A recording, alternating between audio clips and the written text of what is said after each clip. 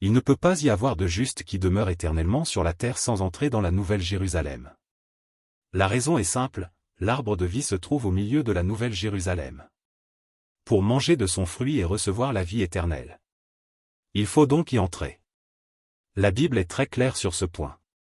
Dès le livre de la Genèse, Dieu déclare, l'Éternel Dieu dit. Voici, l'homme est devenu comme l'un de nous, pour la connaissance du bien et du mal. Empêchons-le maintenant d'avancer sa main, de prendre de l'arbre de vie, d'en manger, et de vivre éternellement. Genèse, chapitre 3, verset 22. Ce verset est particulièrement important. Il montre que, si Dieu n'avait pas empêché l'homme d'accéder à l'arbre de vie après sa désobéissance, quiconque en aurait mangé aurait vécu éternellement. Qu'il soit juste ou injuste. C'est précisément pour cette raison que l'arbre de vie n'est plus accessible aux hommes dans leurs conditions actuelles. Nous retrouvons ensuite cet arbre dans le livre de l'Apocalypse, où il est placé dans la Nouvelle Jérusalem.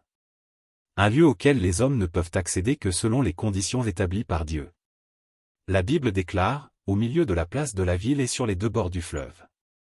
Il y avait un arbre de vie, produisant 12 fois des fruits, rendant son fruit chaque mois, et dont les feuilles servaient à la guérison des nations. Apocalypse, chapitre 22. Verset 2. L'accès à cet arbre est réservé à ceux qui appartiennent à Dieu. En effet, un autre critère est clairement indiqué, notre nom doit être inscrit dans le livre de vie. La Bible affirme, il n'entrera chez elle rien de souillé, ni personne qui se livre à l'abomination et au mensonge.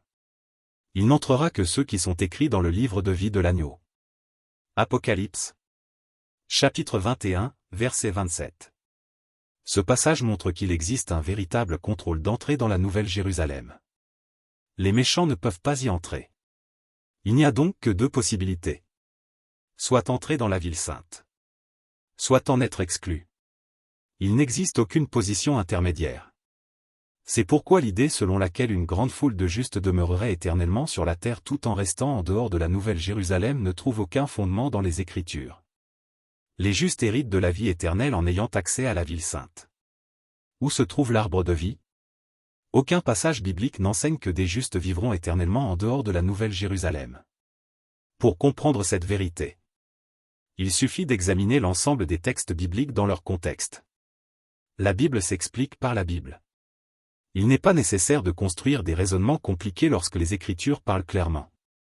Nous devons donc être vigilants face aux enseignements qui ajoutent à la parole de Dieu des affirmations qu'elle ne contient pas. Certains isolent un verset de son contexte, ou utilisent des événements appartenant à une autre époque pour défendre une doctrine qui ne correspond pas à l'enseignement global des Écritures. Une saine interprétation consiste à laisser chaque passage s'éclairer à la lumière de l'ensemble de la révélation biblique.